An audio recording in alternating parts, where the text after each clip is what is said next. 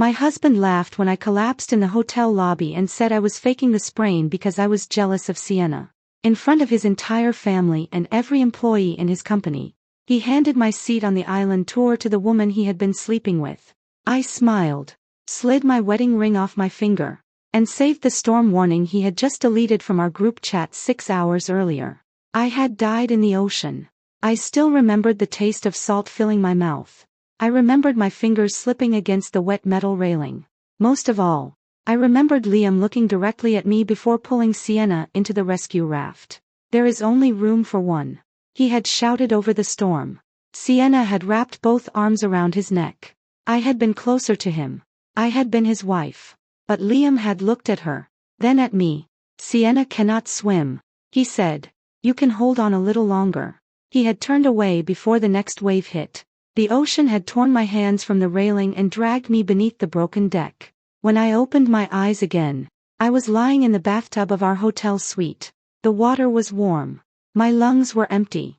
My skin was uninjured.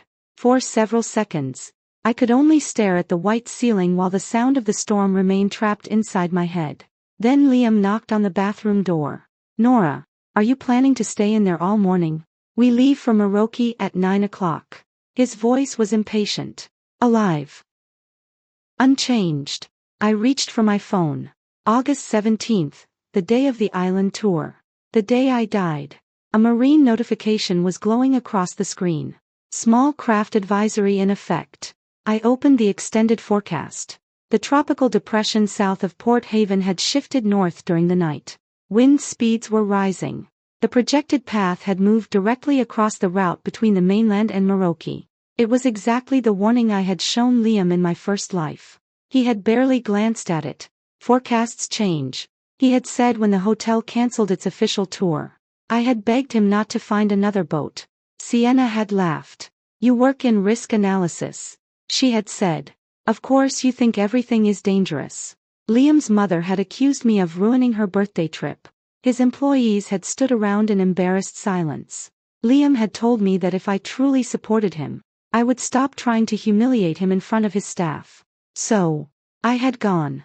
I had spent the final hours of my life apologizing to the people who were taking me toward my death. This time, I would not step onto that boat. "Nora." Liam struck the door harder. "Sienna is already downstairs." Of course, she was. Sienna had always arrived early when she wanted something that belonged to me. I stood and wrapped a towel around myself. My hands were shaking, but my thoughts were clear. I could not tell anyone I had already died. Liam would call me unstable. Sienna would film me. His mother would use it as proof that I was too emotional to remain involved in the company. I needed a reason they would accept, not a warning, not a prediction, an injury. 20 minutes later, I dressed in white linen pants, a loose blue shirt, and flat sandals. I placed my passport, financial files, laptop, and medication inside my carry-on bag. Then I opened the Hart family travel chat. The weather warning I had seen 5 minutes earlier was gone. Liam had deleted it. A new message appeared. "Liam, the official tour company is being dramatic. I am arranging a private charter. We are still going." Sienna reacted with a flame emoji. Diane wrote, "Finally, someone willing to make a decision." I took screenshots. Then I opened our joint bank account. A transfer for $18,000 was pending. The recipient was Victor Hale Marine Services. I recognized the name. Victor had been the captain in my first life. I downloaded the transaction record and sent it to my private email. Then I canceled the automatic monthly transfer from my salary account into our joint account. The confirmation appeared almost instantly. Automatic transfer disabled. It was the first thing I had ever taken back from Liam. I put my phone into my pocket and walked toward the stairs. The hotel lobby was one floor below through the open atrium. I could already hear Sienna laughing.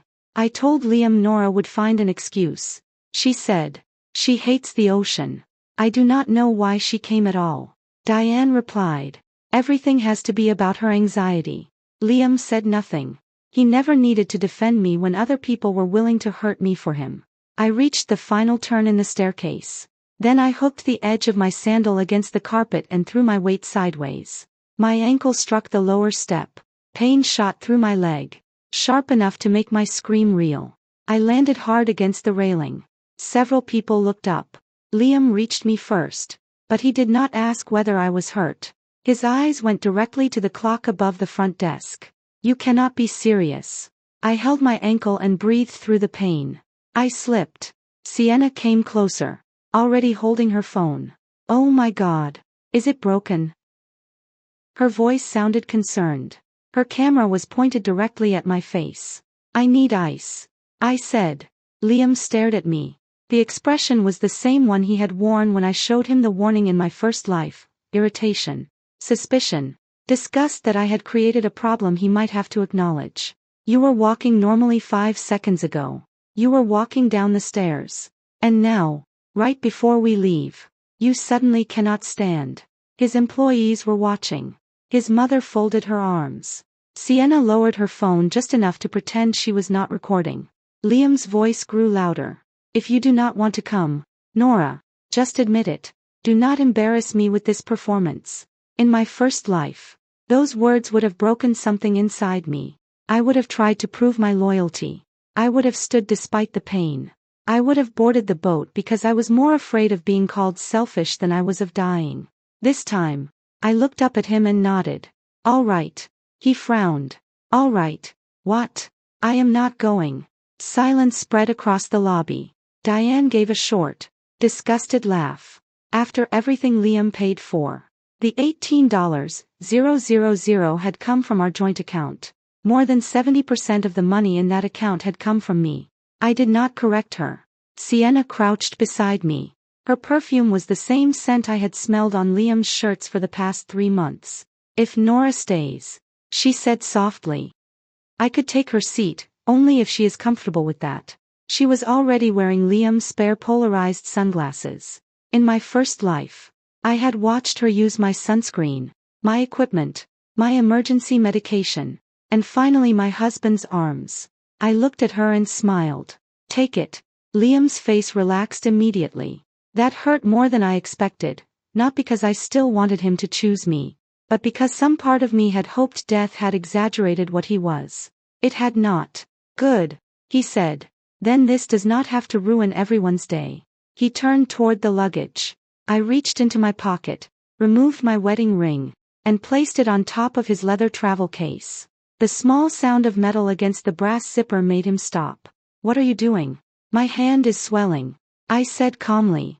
I do not want to lose it. It was not my hand that was swelling. Liam looked at the ring, then at me. For 1 second, uncertainty crossed his face. Sienna touched his arm. We should go. Victor said the water will get rough in the afternoon. I looked directly at her phone. Did he? She realized she had revealed more than she intended. Liam stepped between us. Stop interrogating her. I asked one question. You always do this. You collect details until you can convince everyone that you are the only responsible person in the room. Behind him, through the glass entrance, I saw the hotel manager hurrying toward us with a printed notice in his hand. Mr. Hart, he called. The harbor office has upgraded the marine alert. We strongly recommend that your group remain on the mainland. Liam closed his eyes as if the man had personally insulted him. Sienna lifted her phone again. Diane muttered. More panic. I took out my own phone and photographed the notice before anyone could remove it. Then I emailed the image, the deleted chat warning, and the charter payment record to myself, Hart and Tides Insurer, and the Port Haven Harbor Office. Subject: Formal Safety Objection, Tomorrow Key Charter. My thumb hovered over the screen for only a moment. Then I pressed send. Liam saw the confirmation. His face hardened. You are reporting your own husband. I am creating a record of what? Of my answer. He stared at me. I had spent 4 years softening every answer so he would not feel challenged. Not anymore. The hotel staff brought me an ice pack and a wheelchair. Liam left without saying goodbye. His mother followed him. One by one, the employees carried their bags toward the waiting vans. Maya Chen, the company's youngest camera operator, stopped beside me. Do you really think it is dangerous? She whispered. Yes. Her fingers tightened around the strap of her camera bag. Then why are they still going? Because Liam needed to be right. Because Sienna needed an audience. Because Diane believed consequences were things other families suffered. Because I had spent years making sure none of them ever had to pay for their own decisions. I looked at Maya. You do not have to get on that boat.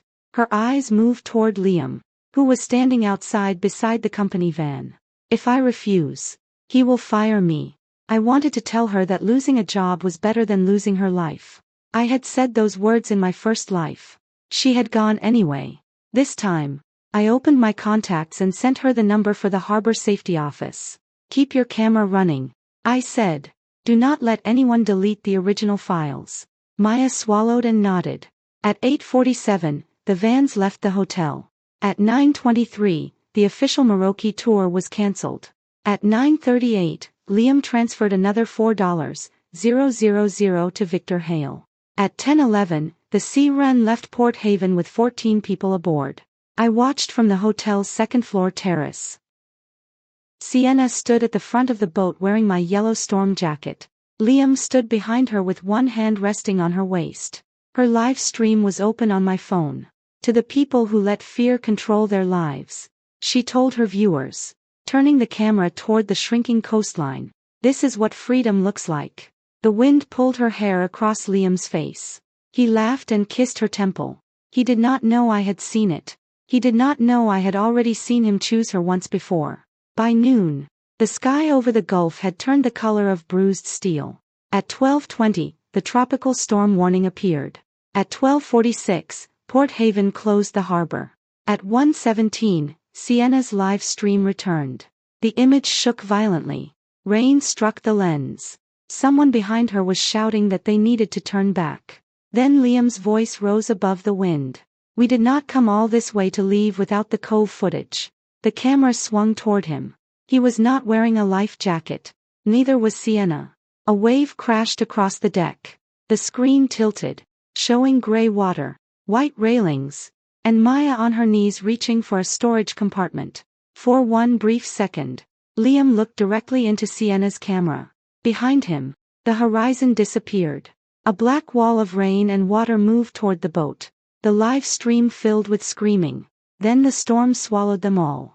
For 3 seconds, the screen remained black. Then Sienna's live stream ended. I stood beside the hotel window with my phone in one hand and the ice pack sliding from my ankle. The rain had not reached Port Haven yet, but the glass was already vibrating beneath the pressure of the wind. Below me, tourists hurried in from the beach. Hotel employees pulled umbrellas from the patio tables and locked the pool gates. Beyond the harbor, the ocean had vanished behind a wall of dark cloud. My phone rang. Diane's name flashed across the screen. I answered and immediately heard wind, crying, and the sharp crackle of a damaged connection. Nora. Her voice sounded smaller than I had ever heard it. Where are you on the boat? We cannot see the shore. Victor says the navigation system is not working. Put him on the phone. He is bleeding. Something crashed near her. Diane screamed. Then Liam's voice came through the line. Nora, call someone. I almost laughed. He had spent the entire morning telling everyone that I exaggerated danger. Now that the danger was real, he expected me to solve it. Has Victor sent a distress call? I do not know. Is the emergency beacon active? There was a pause. What beacon? I closed my eyes. In my first life, the Coast Guard had not found the wreckage until the following morning. By then, the Sea Wren had broken apart against the reef. Look near the rear cabin, I said. There should be an emergency position beacon mounted beside the radio. I cannot get there. The deck is underwater. Then use the radio. Channel 16. Sienna lost her phone. Mine is at 5%. Liam, listen to me. Where are you? Near the island. That is not a location. I do not know. You insisted on arranging this trip. You paid the captain. You ignored the harbor warning. You need to tell me where you took everyone. Someone shouted his name. Liam cursed. Nora, stop trying to prove a point and help us. The line disconnected. For a moment, all I heard was my own breathing. Then I called emergency services. I gave the dispatcher the vessel name, the number of passengers, the captain's name, the intended destination. And the last location shown in Sienna's live stream. Do you know their exact route? The dispatcher asked. No. They changed it after leaving the harbor. How do you know that? Because they wanted to film the North Cove. That was what they had done in my first life. Sienna had convinced Liam that the northern cliffs would look dramatic under storm clouds. Victor had warned that the route passed close to Blacktooth Reef. But Liam had offered him more money. I gave the dispatcher the coordinates I had memorized while drowning. The numbers felt burned into my mind. Why do you have those coordinates? She asked. I work in risk analysis. I reviewed the route before they left. It was not the full truth. But it was enough. The hotel manager, James Pollard, entered the room as I finished the call. His suit jacket was wet from the first rain. We have been instructed to move guests away from the eastern windows, he said. The harbor is completely closed. The sea wren is in distress. His face changed. How do you know? I was speaking to my mother-in-law. He took out his phone. I will contact the harbor master. Tell them to search north of Maroki near Blacktooth Reef. James stared at me for half a second, then nodded while he made the call. I opened my laptop and created a new document. At the top, I typed the date and time. Below it, I recorded everything.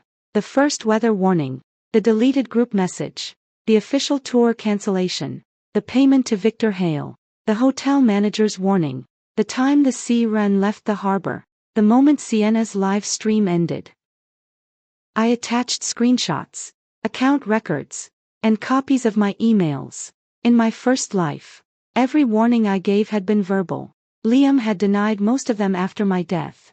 Sienna had told investigators that I encouraged the trip because the publicity would benefit the company. This time, there would be a record. At 2:37, Liam called again. The connection was worse. We hit something. Is the boat sinking? The lower cabin is flooded. Are the life jackets on? He did not answer. Liam, Sienna is hurt. That was his answer. Not whether his mother was safe. Not whether his employees were wearing life jackets. Sienna was hurt. Where is Maya? I asked. I do not know. What about Ben? I do not know. He sounded angry with me, as if the names of the other passengers were distractions from the only person he cared about. Get everyone onto the highest stable section of the vessel. I said. Stay together. Do not enter the water unless the boat breaks apart. Send a helicopter. I have already contacted emergency services. Tell them my own heart and tide. He stopped himself.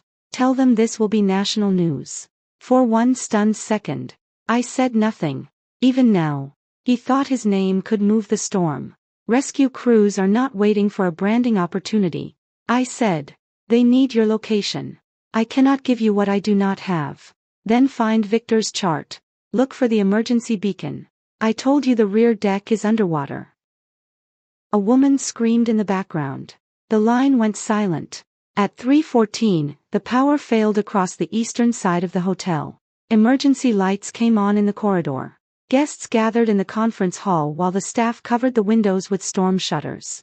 I sat at a long table near the wall, my ankle elevated on another chair, listening to the rescue radio James had brought from the security office. Search vessels could not leave the harbor safely. A Coast Guard helicopter had been redirected from another station, but visibility was poor. The Sea Wren had no active emergency beacon. Its tracking system had stopped transmitting shortly after 10 o'clock that morning. At 4:19, a weak distress call reached the harbor. A male voice said, 14 aboard. Vessel grounded. 1 overboard. Then nothing. 14 aboard. 1 overboard. In my first life, that person had been me. This time, someone else had taken my place on the passenger list. I gripped the edge of the table. I had prevented my own death, but I had not changed Liam's decisions. He had still chosen the dangerous route. He had still ignored the warnings. He had still taken employees who feared losing their jobs. My survival did not erase their danger. At 5:12, Diane called again. I fell. She sobbed. My shoulder is broken. Where is Liam? With Sienna. The words came out before she could stop them. I stared at the dark wall across from me. Is Maya with you? Yes. She pulled me onto a ledge. Put her on. There was movement. Then Maya's shaking voice. Nora, Are you injured? My leg is cut. Ben is missing. Victor is unconscious. Is your camera still attached to you? Yes. Do not remove the memory card. Keep it inside the waterproof casing. Why? Because people will lie when this is over. Maya began crying. I should have listened to you. You need to survive first. Regret can wait. I asked her to describe what she saw. The sea wren had struck the reef and split near the rear cabin. Half the passengers had climbed onto a narrow rock shelf. The others were trapped on a section of the vessel pinned against the reef. Liam and Sienna were on the higher part of the wreck. Diane and Maya were on the rock. Ben had disappeared after trying to release the life raft. Do you see any lights? I asked. A red light west of us. It comes and goes. That may be the rescue helicopter. Use the camera light in sets of 3. I will try. The call ended at 6 o'clock. The storm passed directly over Merauke. The radio became silent. No calls. No signals. No voices. I sat beneath the emergency lights while the Hart family group chat filled with messages from relatives who had only learned about the accident through Sienna's final live stream. Where is Liam? Why did Nora let them leave? Did she know this would happen? Someone wrote that I had always hated Sienna. Another person asked why I had stayed safely at the hotel while everyone else risked their lives. I took screenshots of every message. Then I turned off notifications. At 11:43 that night, the Coast Guard located wreckage near Blacktooth Reef. They found 7 people on the rocks. 4 more were recovered from the broken vessel. 2 were found in an inflatable raft nearly 3 miles east. 1 person remained missing, Ben Lawson. At 12:16, James entered the conference hall. They found your husband, he said. I looked up. Alive? Yes. Relief moved through me. But it was not love. It was the release of a breath I had been holding for a human life, not for my marriage. And Sienna? Alive. Diane? Alive. Injured. But stable. Maya? She is being transported with the others. I nodded. James hesitated. There are reporters outside. The live stream spread before the network went down. Do not give them my room number. I will not. He turned to leave. James. He looked back. I need a copy of the lobby surveillance footage from this morning. The stairs. The front desk. And the hotel entrance. His expression sharpened. Why? Because by tomorrow, someone will say the warnings never happened. He stared at me for a moment. Then he said, I will preserve it. At 3 o'clock in the morning, I returned to my suite. Liam's suitcase was still open beside the bed. His clothes were scattered across the chair. My wedding ring remained on top of the leather case where I had left it. I picked it up. For 4 years. I had worn it as proof that I belonged to someone. Now it looked like evidence from a life that had already ended. I placed it in an envelope with the date written across the front. Then I slept without it for the first time since my wedding. The hospital smelled of disinfectant, seawater, and wet fabric. Reporters crowded the main entrance. Police officers stood near the elevators. Families filled the halls waiting for names and updates. I arrived shortly after sunrise with my laptop, the evidence folder, and a printed copy of the email I had sent before the Sea Wren left the harbor. Diane was in surgery for her shoulder. Maya had received stitches and was being treated for hypothermia. Victor Hale had a head injury and 2 broken ribs. Liam had a fractured wrist, several deep cuts, and mild hypothermia. Sienna had bruises, a dislocated knee, and a thin cut across her forehead that she would later describe online as a permanent scar, although it healed within weeks. Ben was still missing. A nurse led me toward Liam's room. Sienna was already there. She lay in the second bed, although she had been assigned to another room. Her hand was wrapped around Liam's uninjured arm.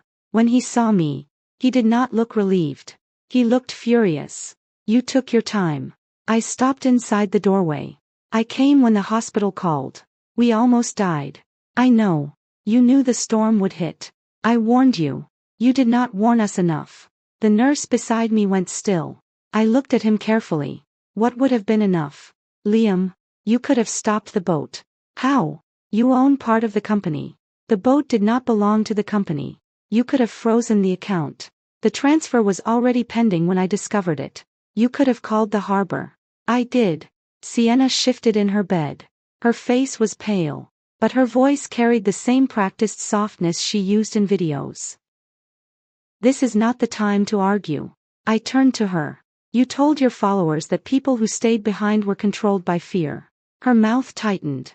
I was trying to keep everyone calm. You were live streaming. It is my job. Ben's job was lighting. Maya's job was filming. Neither of them was hired to risk death so you could repair your engagement numbers. Liam pushed himself upright. Do not blame her. The movement made him wince, even injured. His first instinct was to protect Sienna from me. I remembered the rescue raft. There is only room for one. I placed the printed email on the table beside his bed. This is the formal safety objection I sent before you left. It went to the company, the insurer, the hotel, and the harbor office. His eyes moved over the first page. You reported us to the insurer. I documented that I did not authorize the trip. We are married. That does not make me responsible for every decision you make. Sienna released his arm. People are missing. Nora. One person is missing. His name is Ben. She looked away. A hospital administrator entered carrying several forms. Mrs. Hart. We need to discuss billing authorization. Liam looked at me. Handle it. The words were automatic. For years, every crisis had ended with Liam saying those two words. Handle it. Late fees. Tax documents. Employee complaints. His mother's medical bills. Sienna's unpaid hotel room from a company event. I had handled everything until Liam began believing consequences disappeared because he deserved a simple life. The administrator handed me a form. It authorized the hospital to charge our joint account for all costs not covered by insurance, including treatment for people listed as company guests. I read every page. Then I crossed out every name except Liam's. You cannot do that, he said. I am not accepting financial responsibility for Sienna, Victor, or the employees. They were on a company trip. It was not an authorized company trip. You arranged it after the official tour was cancelled. I am the chief executive officer. And I am the shareholder whose written objection you ignored. His face darkened. You are choosing now to punish me. No. I am choosing not to protect you from what you chose. Sienna began crying. The tears arrived silently. Perfect for a camera. This is my fault. She whispered. I should never have come. Liam reached for her. No. Do not say that. I watched him comfort her. Then the nurse handed me a clear plastic bag containing the possessions removed from Liam's wet clothing. His wallet, a damaged watch, 2 room keys, his phone, and another phone in a black waterproof case. I had never seen it before. Liam noticed where I was looking. Give me that. His voice changed, not angry now. Afraid. The second phone had no lock screen photograph. Only a notification banner. Sienna V. Did she die this time? The room seemed to narrow. I read the message twice. Liam pulled against the rail of his bed. Nora, give me my property. Sienna had stopped crying. What does she mean? I asked. It is out of context. Liam said. What does this time mean? She was panicking. Why would she ask whether I died? Sienna shook her head. I do not remember sending that. You sent it after the rescue. I was medicated. The timestamp is from before you reached the hospital. Liam held out his hand. Give me the phone. I placed it back into the evidence bag. Then I gave the bag to the nurse. Please record that this device was received with his property and that I have not opened it. Liam stared at me. What are you doing? Creating a record again. The phrase frightened him. Now a police officer appeared at the door. Mr. Hart, when your doctor clears you, we need to ask about the disabled tracking equipment and the decision to continue toward Merauke. Liam looked at me as if I had brought the officer. I had not. For once, consequences had found him without my assistance. I left the room. In the hallway, I found Maya sitting in a wheelchair with a blanket around her shoulders. Her camera bag rested on her lap. You kept it, I said. She nodded. The outer casing cracked, but the card should be dry. Has anyone asked for it? Liam did. On the helicopter. What did you say? That I lost it. A faint, exhausted smile crossed her face. I lied. Good. Her smile vanished. Ben was holding the life raft line. A wave hit us. Liam told Victor to start the engine again, even though the rope was still in the water. My stomach tightened. Did the camera record that? I think so. Do not give the card to me yet. Give it directly to an attorney or investigator. Someone who can document the chain of custody. Do you know someone? I will. She reached for my hand. I am sorry I got on the boat. I looked at her bandaged leg. Liam made you believe your job depended on obedience. It did. No job is worth that. I know now. Across the corridor, a television showed footage from Sienna's live stream. The final seconds played repeatedly beneath a banner announcing the missing passenger. Then the channel switched to a reporter standing outside the hospital. We are receiving claims that one member of the group remained behind after raising concerns about the weather. Questions are already being asked about what she knew and why the trip was allowed to continue. Maya looked at me. They are talking about you. I know. Will you speak to them? Not yet. Why not? Because I have facts. They have a story. If I respond before I know every fact, they will turn my reaction into the story. My phone rang. It was my employer. I answered. My department director spoke carefully. Nora, given the public attention and your financial connection to Heart and Tide, we need you to take temporary administrative leave. For how long? Until the initial investigation clarifies your involvement. I sent a written warning before departure. I understand. Send it to our legal department. He paused. I am sorry. When the call ended, I stood alone beside the hospital window. Liam had risked 14 lives. Sienna had broadcast the decision. Victor had taken the money. But I was the one losing my job because I had survived. The anger came then, not loud, not wild, it settled into me like steel. I opened my contacts and called Elena Ruiz, an attorney I had worked with during a corporate disaster liability case 2 years earlier. She answered on the 4th ring. Nora, I need a divorce attorney, an insurance fraud attorney, and someone who understands maritime investigations. What happened? My husband sailed into a tropical storm with his mistress, used our money to pay the captain, and came back blaming me. There was a short silence. Then Elena said, do not access his second phone. Do not delete anything. Do not speak publicly. Meet me in 2 hours. For the first time since I woke in the bathtub, I felt the ground beneath me become solid. Elena's office occupied the 5th floor of a converted warehouse near the river. She listened without interrupting as I described the trip, my warnings, the accident, and the second phone. I did not tell her I had lived through the day before. I told her that Liam's behavior had made me suspicious weeks earlier. That part was true. Sienna's perfume had appeared on his clothes. He had begun hiding financial statements. He had changed the password to the company insurance portal. I had ignored each sign because acknowledging one would have forced me to acknowledge all of them. Elena reviewed my evidence folder. You did several things correctly, she said. You made a written objection. You notified relevant parties. You preserved account records. You did not access the second device after seeing the lock screen message. Will the police examine it? If it becomes relevant to the accident or fraud investigation, they can seek access through the proper process. In the divorce, we can request preservation of the device and related cloud accounts. What if he destroys it? We send a litigation hold today. She leaned back. Now tell me what you want. I want my name separated from his decisions. That is a legal goal. What do you want personally? I looked at the pale mark where my wedding ring had been. I want to stop being the person everyone calls after he creates a disaster. Do you want to remain married? No. The answer came without hesitation. Elena nodded once. Then we begin there. She drafted notices preserving Liam's phones, emails, company records, insurance documents, payment history, and communications with Sienna and Victor. She also arranged for a forensic accountant to review Heart and Tide. By noon, the hospital called 3 times. I ignored the first 2. On the 3rd, a nurse said Diane was asking for me. I returned to the hospital with Elena's instructions in my bag. Diane sat upright in bed with her arm immobilized. Bruises covered one side of her face. Sienna sat near the window, scrolling through her phone. Liam was in a wheelchair beside his mother. The moment I entered, Diane began speaking. You need to fix this. Not hello.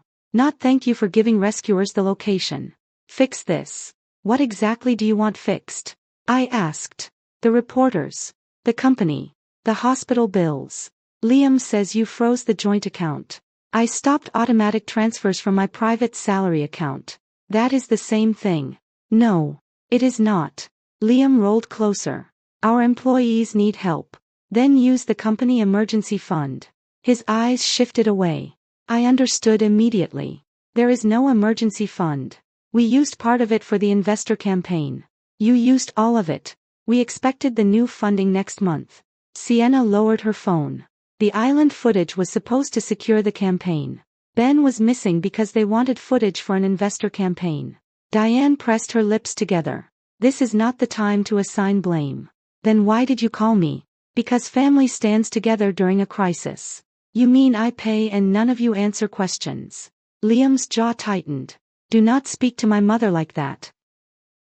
I almost admired the certainty with which he still believed he could command me. You left her on a rock while Maya pulled her out of the water. His face went still. Diane looked at him. What is she talking about? Nothing. Maya told me where everyone was. I was injured. You were on the upper section with Sienna. She could not walk. I could not swim. Diane said quietly. Liam turned toward her. Mom.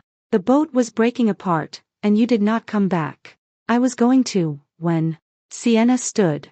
This conversation is cruel. We were all terrified. Diane looked at her. You were wearing Nora's life jacket. The room fell silent. Sienna touched the collar of her hospital gown. It was the closest one. It had Nora's name on it. Liam gave it to me before the storm. Diane's eyes moved toward her son. Liam said nothing. A hospital employee entered before the silence could deepen. He handed me another billing document. I gave it to Elena, who had arrived behind me. This is my attorney, I said. Liam stared at her. You brought a lawyer into my mother's hospital room. I brought a lawyer because you used our joint funds to arrange an unauthorized trip after receiving multiple safety warnings. Diane looked shocked. You are threatening him while Ben is still missing. No. I am refusing to be threatened into accepting his debt. Elena placed a document on the table. This is a notice to preserve all electronic devices, company communications, insurance records, and financial transactions connected to the trip. Liam did not touch it. You planned this fast. I should have planned it years ago, I said. Sienna's phone rang. She looked at the screen and left the room. A minute later, a video appeared online. She had filmed it earlier from her hospital bed. In the video, her face was pale and unfiltered. A bandage covered the cut on her forehead. My best friend and I nearly died yesterday, she said. I am not ready to share every detail, but I cannot stay silent while people blame the survivors. The video cut to old footage of me disagreeing with Liam at a company event. Then it showed my empty seat on the boat. Nora knew the weather was dangerous. Sienna continued. She chose to stay behind, but she did not tell the rest of us how serious it was. Whatever personal issues existed between us, no one deserved what happened. The final caption read, "She knew. She let us go." By the time I finished watching, the video had thousands of comments. Some called me jealous. Others called me a murderer. One person posted my employer's contact information. Liam watched my face. You should release a statement taking some responsibility. For what? For not making the danger clear. I sent you the official warning. You send warnings about everything. That does not make them false. If you apologize, the story may calm down. I looked at him. He was asking me to lie so the woman he loved could protect her reputation again. In my first life, I had spent my final hours apologizing. Not this time. I will not apologize for surviving a decision I tried to stop. I turned and walked out. In the elevator, Elena's phone rang. She listened for less than a minute. Then she looked at me. The Coast Guard recovered Ben's body. I closed my eyes. The elevator continued downward. When the doors opened, reporters were waiting in the lobby. They shouted my name. Did you know the storm would hit? Why did you stay behind? Were you trying to punish your husband? I did not answer. I walked through them with Elena beside me. Outside, Rainwater ran along the curb in dark streams. Ben Lawson had died because Liam could not tolerate being told no. I would not let them turn his death into another story about my jealousy. Ben's memorial was held 4 days later. His sister Rachel stood at the front of a small church and described a man who called their mother every Sunday, rescued stray dogs, and accepted the heart and tide job because he hoped it would lead to documentary work. Liam attended with his wrist in a brace. Sienna sat beside him. I sat in the back. After the service, Rachel approached me in the parking lot. "You are Nora." "Yes." Her eyes were red, but her voice was steady. "Liam said you were responsible for safety. I reviewed insurance risks and business continuity. I did not authorize marine operations. He said you knew the storm was coming. I sent him the warning before they left. Did Ben receive it?" I thought about the deleted group message. "I do not know." She looked toward Liam, who was speaking to a reporter near the church entrance. "My brother told me he did not want to go.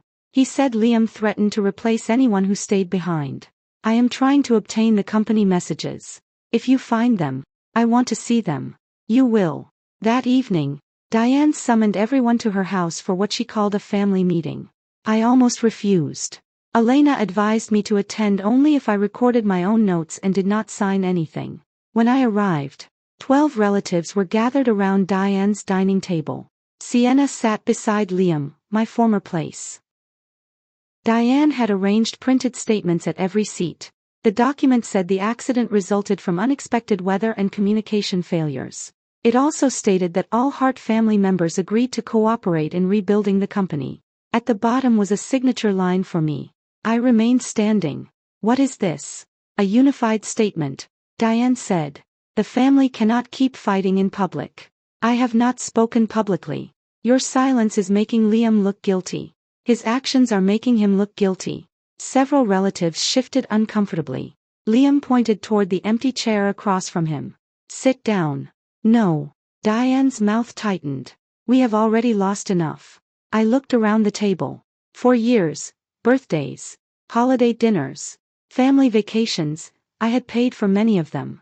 None of these people had called to ask whether I was all right after learning that my husband had given my place to another woman. They had only called when they wanted money, access, or silence. Diane pushed the statement toward me. "We need your savings placed in a temporary compensation account. The employees cannot wait for the insurer." "How much?" $300, 000. A quiet sound escaped one of the relatives. I looked at Liam. "Where is the company money? We discussed this." "No. You said the emergency fund was used. You did not say where the rest of the money went." "The company has obligations." "To whom?" "The investor campaign, equipment leases, marketing." "Sienna's marketing." Sienna raised her chin. "My work created most of Hart and Tide's recent visibility. Your work also created the video blaming me. I told the truth as I experienced it. You told your followers that I hid the danger. I have an email proving otherwise." Diane struck the table with her uninjured hand. "This is exactly the problem. You would rather prove you are right than save your husband." I set my bag on the table. Then I removed 4 binders. The first contained every transfer I had made into Hart and Tide. The second contained household expenses. The third contained loans I had personally guaranteed. The fourth contained payments made to businesses connected to Sienna. Liam's face changed as I opened the first binder. "In 4 years, I contributed $486, 000 to this company," I said. "I also paid 72% of our household expenses." No one spoke. I opened the second binder. I covered Diane's roof replacement, her private medical deductible, and the debt from Liam's first failed travel venture. Diane's cheeks flushed. "That was family assistance." "Yes. From me." I opened the third binder.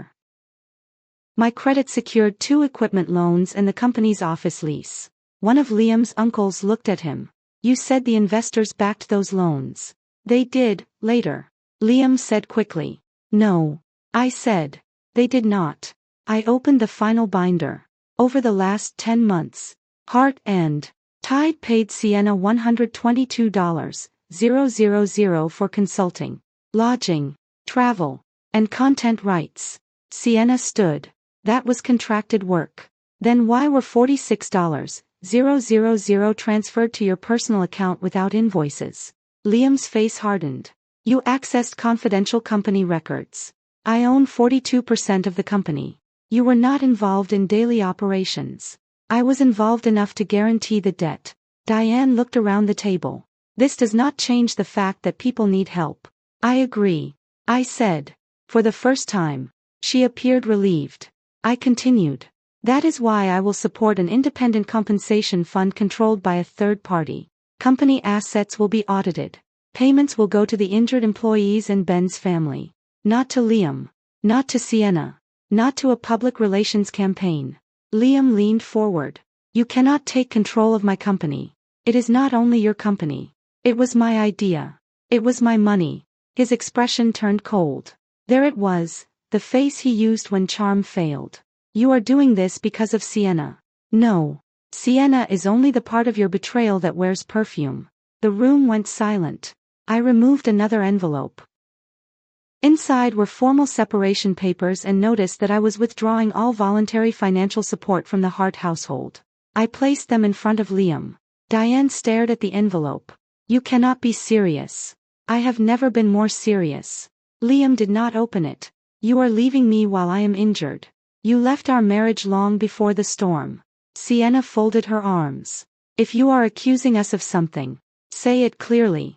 I looked at her. You slept with my husband. You helped him hide company payments. You publicly lied about my warning. And before the rescue, you sent him a message asking whether I had died. Her face lost color. Several relatives looked at Liam. He stood so quickly that his chair struck the wall. You saw one message. I preserved one message. Investigators will determine what else exists. You are trying to destroy me. No. I stopped holding you together. I turned toward the door. Diane called after me. Family does not walk away when things become difficult. I stopped. For 4 years. I was family whenever you needed something. I looked back at the crowded table. When I needed one person to believe me, you all chose the boat. Then I left. In my car. An email from James was waiting. The hotel had preserved the lobby surveillance footage. He had also found something else. At 8:36 on the morning of the trip, Sienna had removed the printed storm warning from the hotel information board. The camera showed her tearing it in half and pushing it beneath a pile of trash. Liam had been standing beside her. He had watched her do it. The campaign against me grew faster than the investigation. Sienna appeared on a morning talk show wearing pale makeup and a brace on her knee. She described the storm in a trembling voice. Then the host asked about me. Sienna looked down. I do not want to attack another woman. Nora and Liam were having problems. I think fear and jealousy affected everyone's judgment. The host leaned closer. Do you believe she withheld information? I believe she understood the risk better than the rest of us.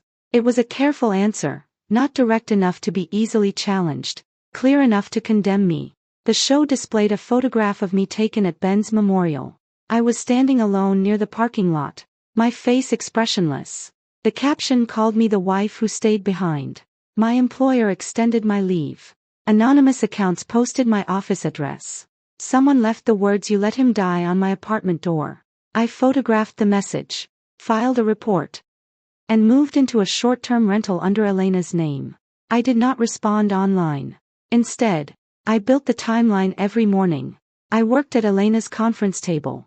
The forensic accountant traced the company transfers. The insurance specialist compared policy documents. Elena obtained copies of the original weather alerts, the charter payment, and my emails. James provided a sworn statement that he had personally warned Liam not to leave. The harbor office confirmed that Victor Hale had not filed the required passenger and route information before departure. Each fact was small. Together, they formed a wall. One afternoon, Rachel Lawson joined us. I showed her the company messages recovered from a work server. At 7:15 on the morning of the trip, Ben had written, "Weather looks bad. Are we still required to go?" Maya responded, "The official tour may be cancelled." Liam replied, "This is a paid workday. Anyone who refuses will be considered unavailable for future field projects." Ben had answered with one word, "Understood." Rachel read the exchange without speaking. Then she pressed both hands against the table. He had been trying to save enough money to move our mother closer to him. I am sorry. Do not say you are sorry for Liam. I am not. She looked at me. Are you going to release this? When investigators confirm the records. Why wait? Because Sienna wants this to become a fight between two women. If I react too early, Liam disappears behind us. Rachel's expression hardened. Then do not let him. I will not. That evening, Maya contacted me from a new number. I think someone entered my apartment. She said, "Are you there now?" No. I am with a friend. Did they take anything? My laptop is gone. My desk drawers were opened. The camera, I gave it to my attorney yesterday. Relief moved through me. Good. There is something I did not tell you. I waited. After we hit the reef, Liam asked me whether the footage had uploaded to the company cloud. I said no. Did it? Some of it. The camera sent low-resolution proxy files whenever we had a signal. Where are they? On the Heart and Tide server. The same server Liam controls. I called Elena. Within an hour, she sent an emergency preservation notice to the company's cloud provider. The next morning, Liam requested a private meeting. I refused to meet without attorneys. He arrived at Elena's office in a dark coat, his wrist still in a brace. He looked thinner. The polished confidence he carried into every room had begun to crack. He sat across from me. You need to stop. Stop what? The document requests. The account restrictions. Contacting employees. I have not contacted employees except Maya, who contacted me first. You are creating panic. A man died. His jaw tightened. Do you think I do not know that? I think you know it happened. I am not sure you understand why. The weather changed. You knew it was changing before you left. We believed we had time. The official operator cancelled. They are conservative. The hotel warned you. They were protecting themselves. I warned you. He gave a bitter laugh. You warn everyone about everything. You build your whole life around the worst possibility. And you built yours around the belief that I would pay when the worst happened. His eyes moved to my bare hand. Is that what this is? Punishment? No. Then come home. I stared at him. He leaned forward. We can release a joint statement. We say we both underestimated the conditions. You return to the company. We create a safety foundation in Ben's name. The investors may still stay. You want me to lie. I want us to survive. You survived. You know what I mean. Yes. I knew exactly what he meant. He meant his company, his reputation, his comfortable life. Were you sleeping with Sienna before the trip? He looked away. That is unrelated. Answer me. We were confused. That is not an answer. It happened twice. The lie was so obvious that it almost embarrassed me. Your company paid for hotel rooms where you met her. His face changed. Elena showed you the records. I found the records. It was more complicated than you think. No. It was simpler than I wanted to believe. He rubbed his forehead. I was going to end it. When? After the investment closed. And after you removed me from the company. His silence answered. I pushed a printed copy of Sienna's message across the table. Did she die this time? What did she mean? I do not know. You were the recipient. She was in shock. Why did she expect me to die? She did not. Then why did she ask? He stood. This is why talking to you is impossible. You turn every sentence into evidence. Because every sentence you give me is a lie. He stared down at me for a second. I saw anger in its purest form, not grief. Not guilt. Anger that I was no longer accepting his version of reality. You think you are safe because you stayed behind. He said.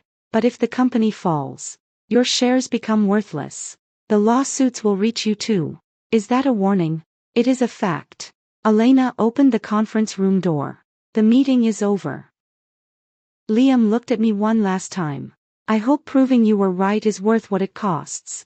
After he left, Maya's attorney called. The memory card was intact. The footage began 30 minutes before departure and continued until seawater damaged the camera. The first recovered clip showed Liam standing beside Victor at the dock. Victor pointed toward the darkening horizon. This is not a good idea, he said. Liam handed him an envelope. You are being paid, so it becomes a good idea. Investigators reviewed the footage before I did. Elena advised me to wait until it had been formally copied and authenticated. 3 days later, I sat in her office with Maya, Rachel, and 2 investigators. The video began with the doc. Sienna stood in front of the camera, smiling as she introduced what she called a secret island experience. Behind her, Victor checked the fuel and argued with Liam. The advisory is already active, Victor said. We go out, get the beach footage, and return. No North Cove. Liam lowered his voice. The Cove is the entire reason we hired you. It will be rough. That is why the footage will work. The video shifted as Maya boarded. Ben appeared carrying lighting equipment. Are we actually doing this? He asked. Maya answered quietly. Apparently. At 10:48, the boat reached open water. The wind increased. Victor suggested turning back. Sienna complained that the sky looked too ordinary near the southern beach. The clouds are better north of the island, she said. Victor shook his head. The reef passage is narrow. Liam stood beside him. You told me you knew these waters. I do. Then prove it. At 11:20, Victor changed course. Rachel made a sound beside me. I looked at her, but she kept her eyes on the screen. The next clip showed the passengers preparing to film. Maya opened a storage compartment containing life jackets. Liam stopped her. Not yet. They look terrible on camera. The water is rough, she said. We are not filming a safety commercial. Ben put one on anyway. Liam told him to remove it until the main sequence was complete. Ben hesitated.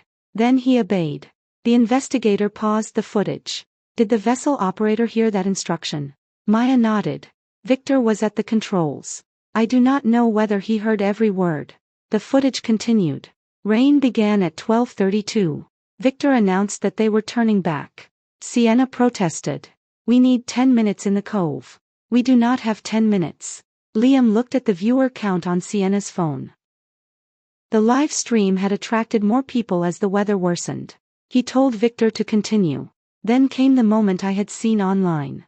Sienna told viewers that people who stayed behind allowed fear to control them. Liam kissed her temple. My stomach tightened, but I did not look away. The investigators needed the accident. I needed the truth.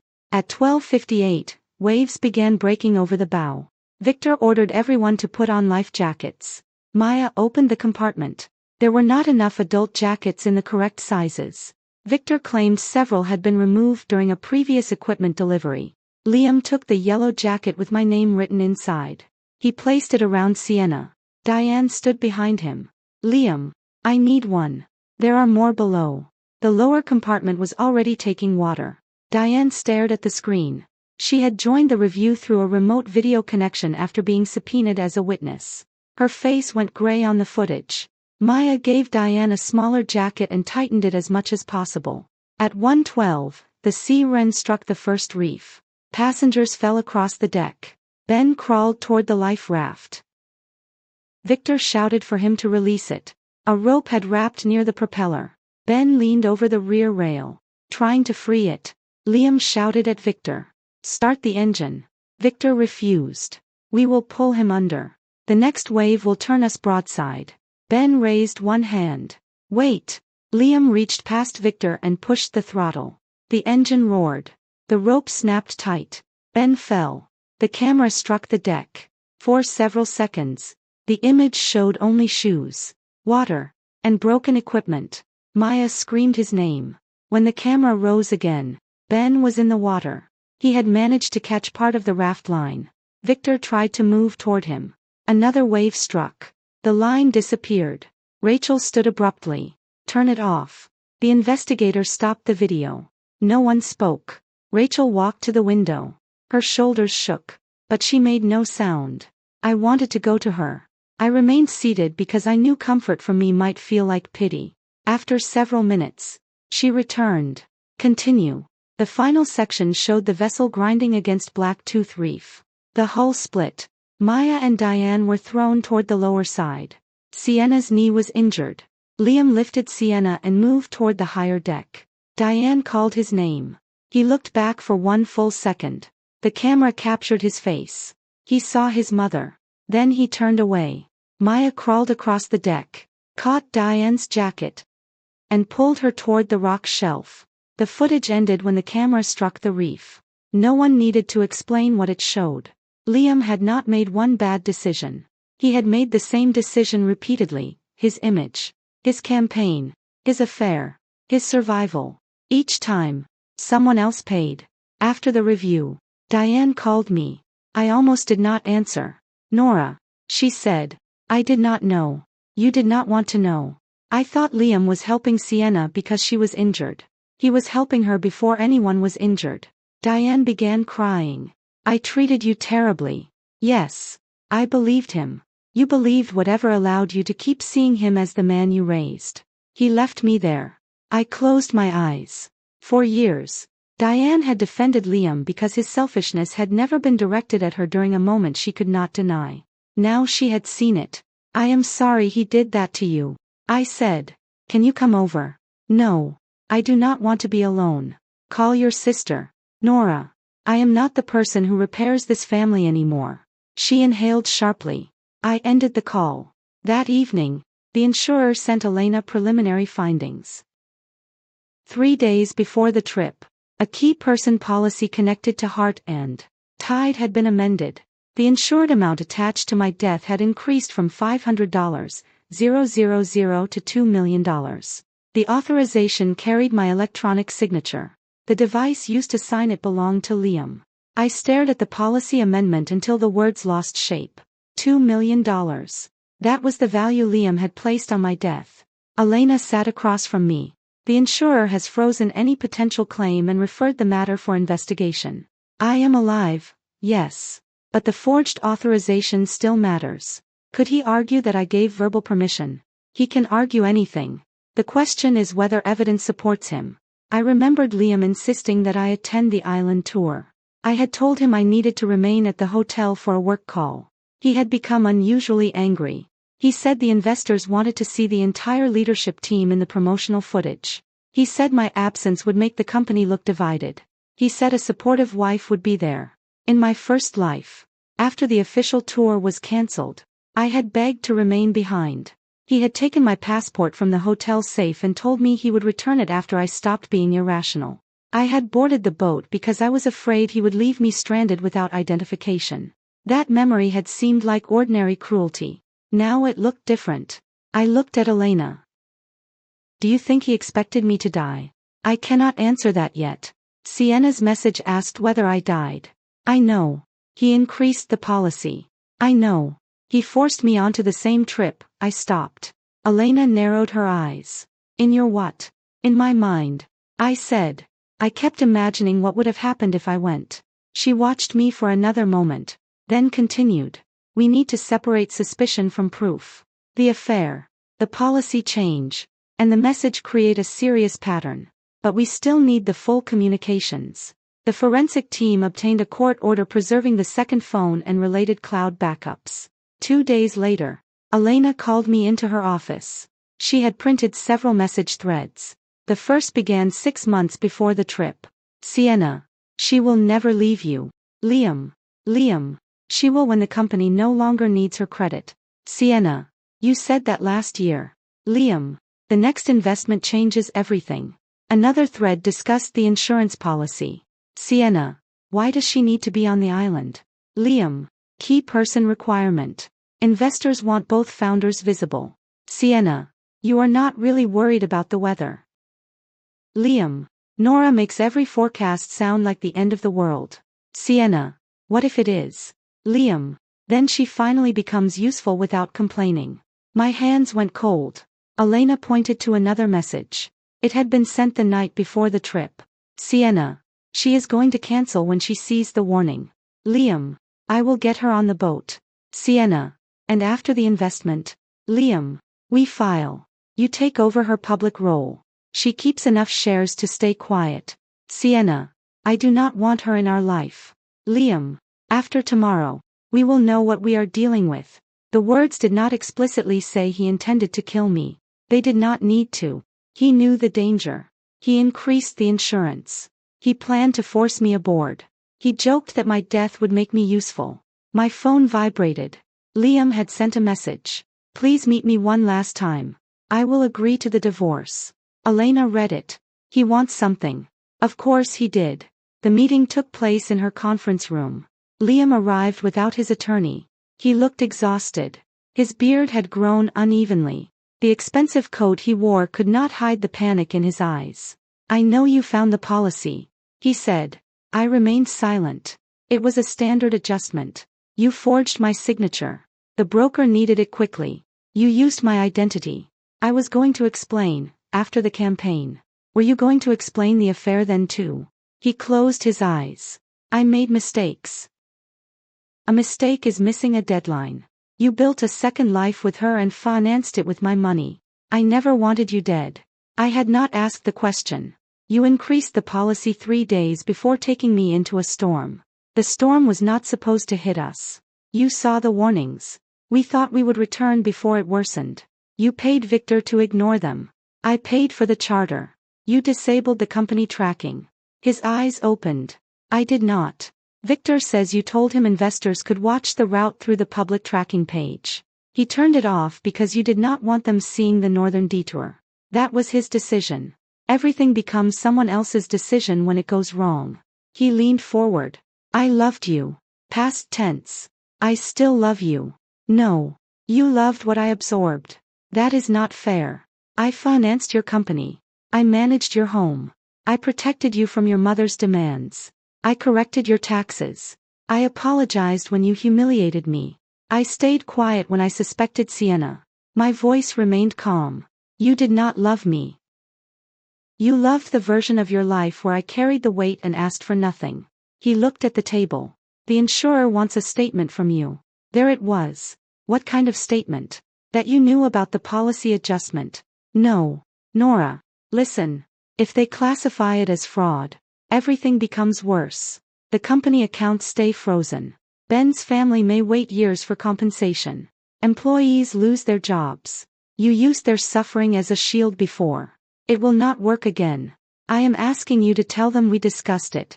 We did not. We discussed insurance all the time, not that policy. You could say you forgot. I looked at him. You want me to commit fraud to protect you from committing fraud. I want you to protect what we built. What you built is sitting in this room asking me to lie. He reached into his pocket and placed my wedding ring on the table. I kept it. I left it on your suitcase. I thought you would want it back. I do not. His voice broke. We can survive this together. You survived the storm without me. He looked up. You can survive the truth the same way. I stood. He caught my wrist with his uninjured hand. Elena opened the door immediately. Release her. Liam did. I looked down at him. I am withdrawing my personal guarantees. I am voting for an independent audit. I am filing for divorce. I will cooperate with every investigation. You will destroy me. No. I pulled my sleeve down over the place he had touched. I am allowing your decisions to reach you. I returned to our marital home with Elena and an independent inventory specialist. The house stood on a quiet street lined with live oaks. I had chosen it because Liam said he wanted stability before we had children. We never had children. Each time I brought up the subject, he said the company needed another year. Now I understood he had wanted the image of a stable marriage, not the responsibility of a shared future. Inside, the rooms looked untouched. Our wedding photograph still hung above the fireplace. Sienna's earring lay beneath the sofa. I found it while the inventory specialist photographed the furniture. A small gold hoop. I placed it on the coffee table and continued packing. I took my clothes, books, personal documents, grandmother's dishes, and the desk I had owned before the marriage. I left the expensive sofa, the art Liam chose, and the wine collection he used to impress investors. In his office, I found a locked drawer. Elena stopped me from opening it. We document it and request access. I nodded. For years, I would have searched for a key. I no longer needed to discover every detail myself. I only needed to stop protecting the person who hid them. As I packed the final box, Liam arrived. He stood in the doorway. You brought witnesses. I brought an inventory specialist. You think I would accuse you of stealing? Yes. His face tightened. This is still your home. No. It is a jointly owned asset under review. Do you hear yourself? For the first time, he followed me into the bedroom. You cannot erase 4 years. I am not trying to erase them. Then why are you acting like none of it mattered? It mattered enough to teach me never to live this way again. He glanced at the open closet. Most of his clothes remained. Mine were gone. You always said people should not make permanent choices during a crisis. I said people should not make uninformed choices. And this is informed. I know you cheated. I know you forged my signature. I know you paid a captain to ignore warnings. I know you blamed me after the accident. What information do you think I am missing? He sat on the edge of the bed. Sienna says she is pregnant. The room went very quiet. I looked at him. Is she? I do not know. She took a test, and you are telling me because I wanted you to hear it from me. I almost laughed. He had never cared how I heard the truth before. Congratulations or condolences, whichever becomes appropriate. Nora. I am not going to compete with her. I did not ask you to. You brought her into our marriage and waited for me to fight for my place. I am telling you that the position is vacant. He stood. I do not want a life with her. That sounds like her problem. She lied about the timing. You lied about the marriage. I was lost. No. You were comfortable. He blocked the doorway. I made terrible choices. But the storm changed me. The storm exposed you. His face twisted. You are cold. That word again. Cold when I refused. Cold when I remembered. Cold when I stopped crying where he could see it. I lifted the final box. No. Liam. I am finished. Outside, Rachel was waiting beside her car. She had come to collect copies of documents for the civil case. The company audit found something. She said.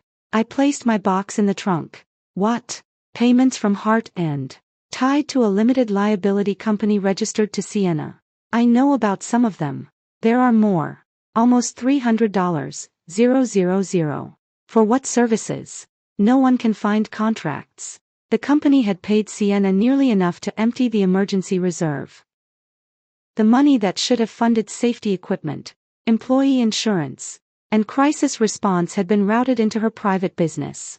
That evening, Sienna posted another video. This time, she was not pale or fragile. She was angry. She accused Liam of pressuring her to continue the trip. She claimed he controlled all financial decisions and had manipulated her into believing I approved the insurance changes. Then she announced her pregnancy. I survived for a reason. She told the camera. My child deserves the truth. Within an hour, Liam's attorney released a statement calling her claims false. Their united story had broken. I watched them turn on each other from the kitchen of my temporary rental. 4 months. They had treated me as the obstacle between them and happiness. Now I was gone. There was no one left to blame except each other. My phone rang. It was Diane. I saw Sienna's video. She said. So did I. She says the baby is Liam's. That is between them. He says she is lying. That is also between them. Nora, please. I do not know what to believe. You could try evidence. She was silent. I understand why you hate us. I do not hate you. Then there is hope. No. I set down my glass of water. Hate would keep me connected. I am leaving. Nora, I hope you recover. I hope you learn from what happened. But I will not return to the role you gave me. What role? The woman who solves everything after your son hurts someone. I ended the call. The next morning, the independent audit confirmed that Sienna's company had received $287,000 without adequate documentation. The emergency safety budget had been reduced during the same period. Hart and Tide had delayed replacing expired life jackets. One of those missing replacements should have been Ben's. The marine casualty hearing began 6 weeks after the storm. By then, my ankle had healed. The mark from my wedding ring had faded. The hearing room was crowded with reporters, attorneys, survivors, and Ben's family. Liam sat with his legal team. Sienna sat on the opposite side of the room with hers. They did not look at each other. I testified first. Elena had prepared me for hostile questions. Speak only to what you know. Do not guess. Do not argue. Let the documents carry the emotion. I described the warning I received that morning. The investigator displayed the screenshot. I described Liam deleting it from the group chat. The server log confirmed the deletion. I described the official tour cancellation. The tour operator's representative confirmed it. I described the hotel manager's warning. James testified after me. I described the payments to Victor. Bank records appeared on the screen. Then Liam's attorney stood. Mrs. Hart, you are professionally trained to assess risk. Correct. You understood the possible severity of the storm better than most members of the group. Yes. Yet you did not physically prevent your husband from leaving. No. Did you contact every passenger individually? No. Did you tell Ben Lawson that he might die? No. Rachel's hands tightened in her lap. The attorney continued.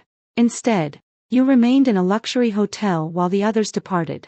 I remained on shore with an injured ankle after issuing written warnings to the company, insurer, hotel, and harbor office. An injury some witnesses believed you exaggerated. I was medically examined that morning. You did not require hospitalization. No. So, you could have gone to the dock. Yes. But you did not. No. Why? Because I remembered drowning.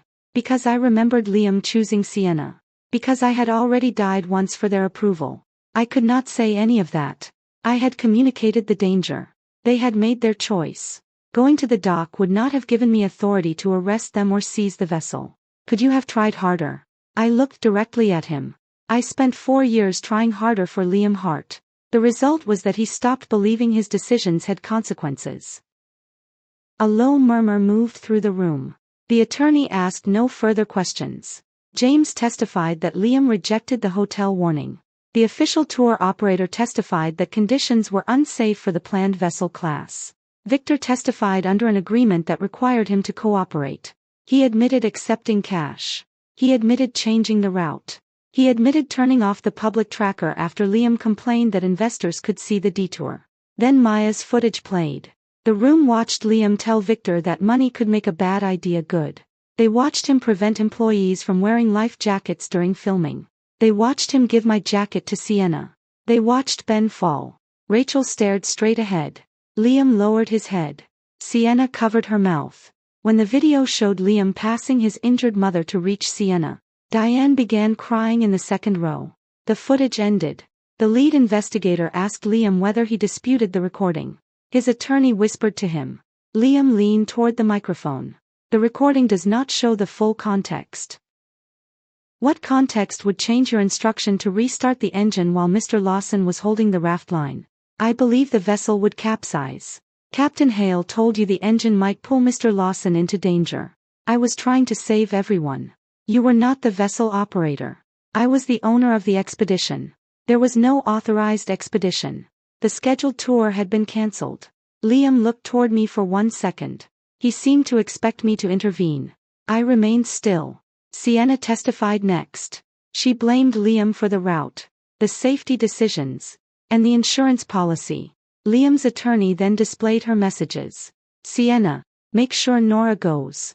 Investors love the founder couple image. Sienna, if she stays behind, I look like the other woman. Liam, you are the other woman. Not after the funding. Another message appeared. Sienna, did she die this time? The investigator asked what she meant. Sienna began crying. I was confused. I thought Nora might have followed us on another boat. No one believed her. The final evidence concerned the insurance policy. A digital specialist explained that my signature had been copied from an older document. The authorization was completed from Liam's laptop. Liam claimed I had verbally approved it. I denied that. The insurer produced an audio recording of the broker's confirmation call. Liam had imitated my voice badly, answering questions while claiming the connection was poor. The room went silent. It was not only betrayal. It was theft of my identity. Outside the hearing room, reporters surrounded me. This time I stopped. Microphones moved toward my face. What do you want people to understand? A reporter asked. I looked into the cameras. I warned them. They removed the warnings. They pressured employees to go. And they blamed me when their choices became public. Do you forgive your husband? No. The answer caused a wave of shouting. Do you feel responsible for surviving? No. That answer was quieter. More important. I continued. Ben Lawson should have returned home.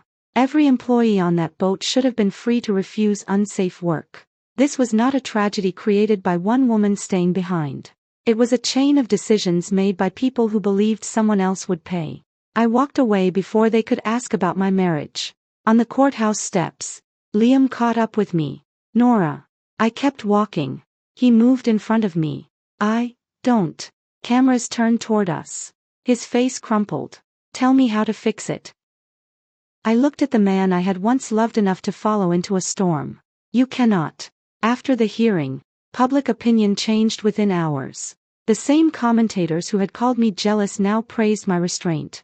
The morning show removed Sienna's interview from its social pages. My employer invited me to return. I declined. I had spent too many years helping institutions identify risks they ignored until disaster became expensive. Instead, I negotiated a consulting arrangement that allowed me to choose my clients and refuse assignments without explanation. Heart and Tides investors withdrew. The company entered court-supervised restructuring. Its remaining assets were directed toward employee claims, Ben's family, and unpaid vendors. My 42% ownership did not make me rich. By the time legitimate claims were paid, little remained. I did not care. Freedom was not the amount I recovered. It was the debt I refused to carry forward. Sienna's pregnancy announcement collapsed under scrutiny. Medical records submitted in a related proceeding showed that the test she displayed online had not belonged to her. She admitted using a friend's positive test because she believed Liam would protect her if he thought a child was involved. Liam released the information through his attorney to damage her credibility. Sienna responded by releasing intimate messages proving the affair had lasted more than a year. They destroyed each other with the truth they had once used to deceive me. The divorce mediation took place 4 months after the storm. Liam sat across from me in a gray suit. He looked older. His attorney offered me the house, my original company investment, and a larger share of the remaining marital savings if I agreed not to discuss the affair publicly. Elena slid the proposal back. My client has not publicly discussed private sexual details. She has testified about financial and safety misconduct when legally required. Liam looked at me. You do not need the house. I do not want it. Then what do you want? My separate property. My share of the marital assets.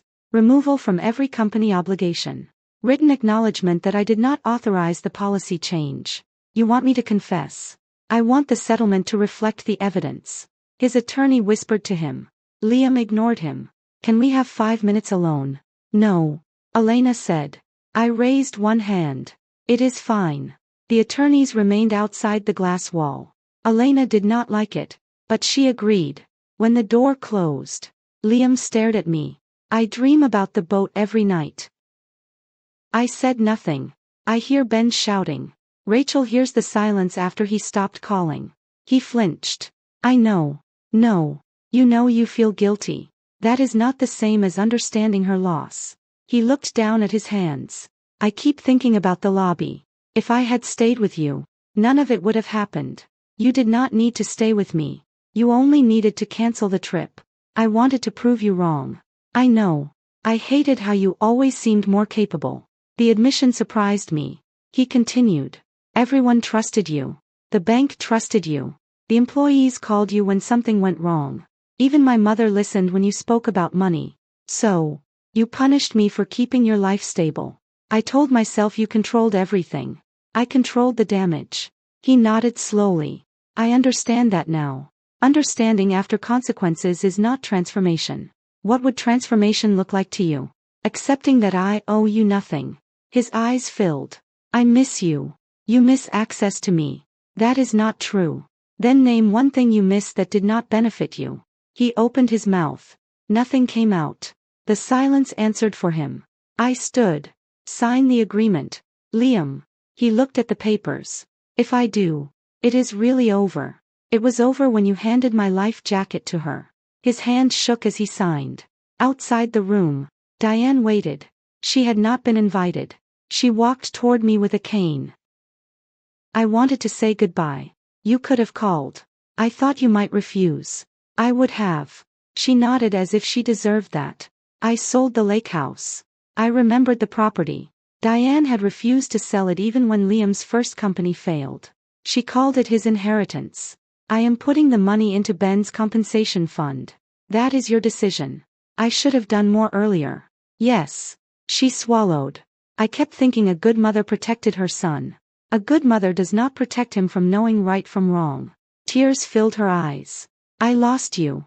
You never thought you could. She reached toward me but stopped before touching my arm. I am sorry. For the first time, I believed she meant it. Belief did not require forgiveness. I hope you become someone who does not need another woman to clean up your family, I said. Then I left. The divorce became final 3 weeks later. I stood outside the courthouse with the stamped order in my hand. No music played. No one applauded. The sky did not change. Freedom arrived quietly. A door closed. My name belonged only to me again. Maya called in early spring. Investigators had recovered additional footage from the camera's damaged internal storage. 11 minutes. The final 11 minutes before the device stopped recording. She asked whether I wanted to see it. No. I said. Then I changed my answer. Yes. Not because I needed more proof against Liam, but because part of me was still standing on that boat in my first life, waiting for him to turn back. The viewing took place in a private room at Elena's office. Only Maya and I attended.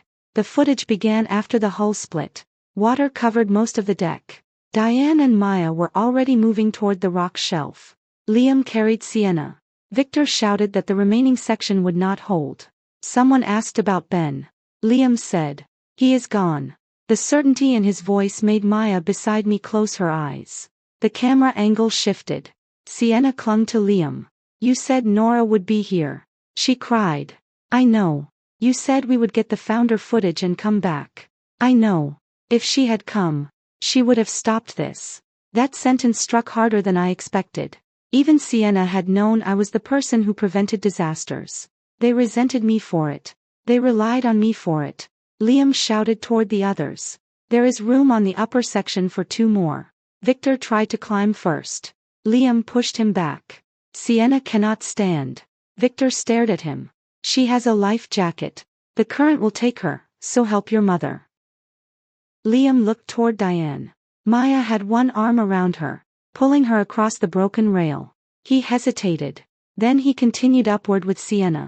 The footage showed the rescue raft caught against a section of railing. There was enough room for more than one person. In my first life, Liam had told me there was room for only one. He had lied. He had not chosen Sienna because he had no alternative. He had chosen her because saving me would have required effort. A wave hit. The camera rolled. When the image stabilized, Sienna was inside the raft. Liam held the line. Victor reached for it. Liam kicked his hand away. "If everyone grabs it, it will flip." Victor shouted. "It is rated for 6. The raft had room for 6. My death had never been necessary." My hands began trembling. Maya paused the video. "Do you want to stop?" "No." The final minutes showed Liam securing Sienna inside the raft, then climbing in beside her. He released the line before Diane and Maya reached it. The current carried the raft east. In this life, rescue crews found them hours later. In my first life, they had watched me disappear from the same raft. The screen went black. I sat without speaking. Maya touched my shoulder. "You look like you were there." I was. She assumed I meant emotionally. Maybe that was enough. Elena entered after we finished.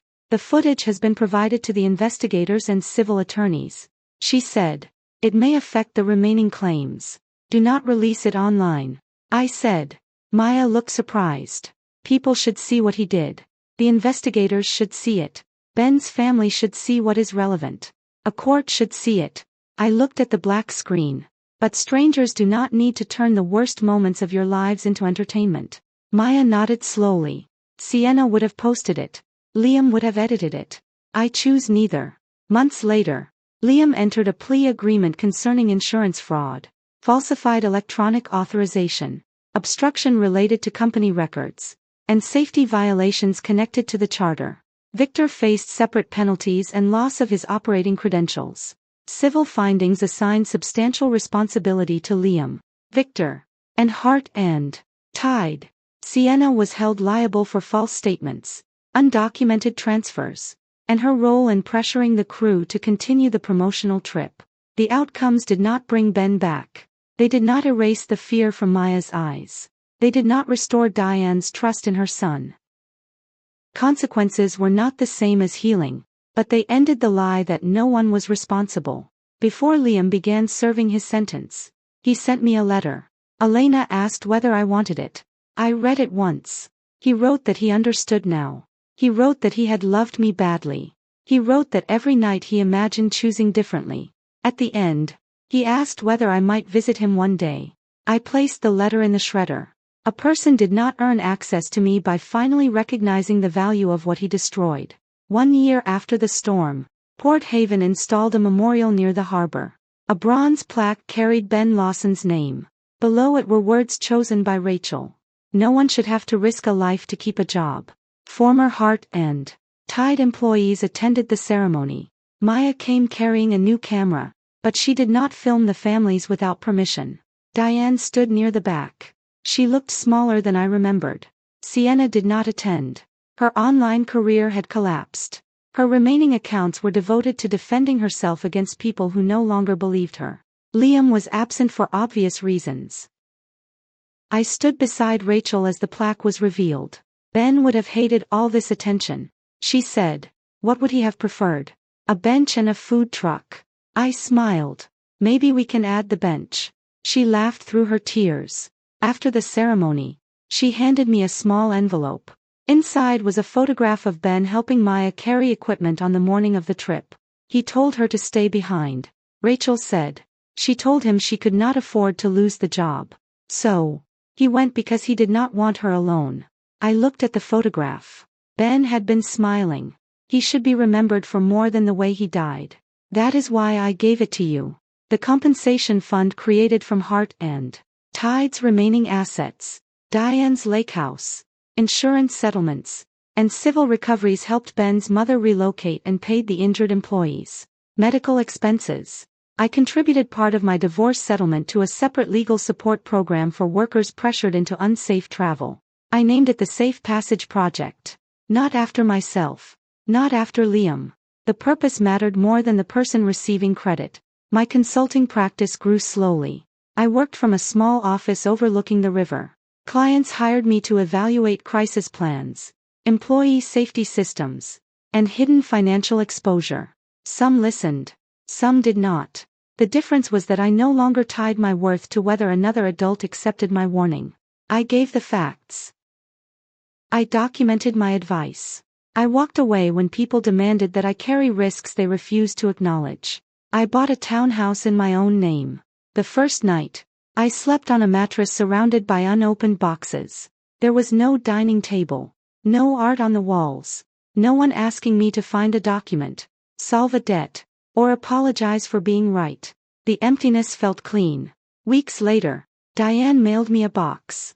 Inside were photographs from my marriage and several items I had left behind. At the bottom was a handwritten note. I spent years calling your boundaries cruelty because your boundaries prevented Liam from using you. I am sorry I helped him believe love meant endless access. I did not respond. Her apology belonged to her recovery. My silence belonged to mine. I sold the wedding ring. The jeweler asked whether I wanted to redesign it. No. I said. He offered store credit. I would prefer cash. I deposited the money into the Safe Passage Project. It funded the first legal consultation for a young deckhand dismissed after refusing to work on an overloaded charter. That mattered more than preserving the shape of a promise Liam had never honored. On the anniversary of the storm, I returned to the beach alone. The weather was calm. Children collected shells near the water. Sailboats moved across the horizon. The sea looked harmless. I knew better than to call it harmless. But danger and beauty could exist in the same place. The ocean had not betrayed me. Liam had. 4 months after my rebirth, I believed my victory was staying off the boat. It was not. Avoiding the storm saved my body. Everything I did afterward saved my life. I stopped transferring money. I preserved the messages.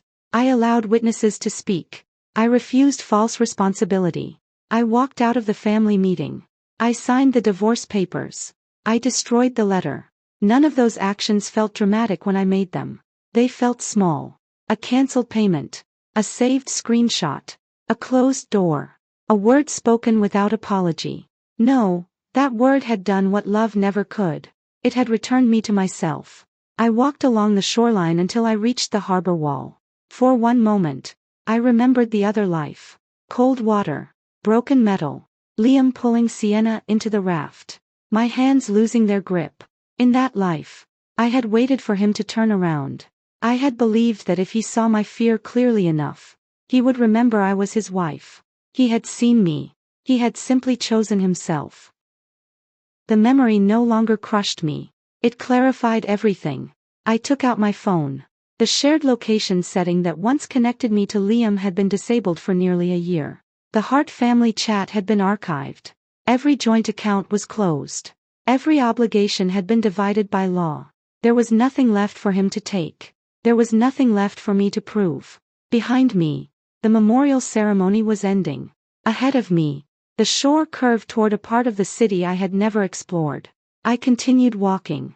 In my first life, the storm swallowed me because I allowed other people's choices to determine whether I deserved safety. In my second life, I did not defeat the ocean. I did not save the people who mocked me from every consequence.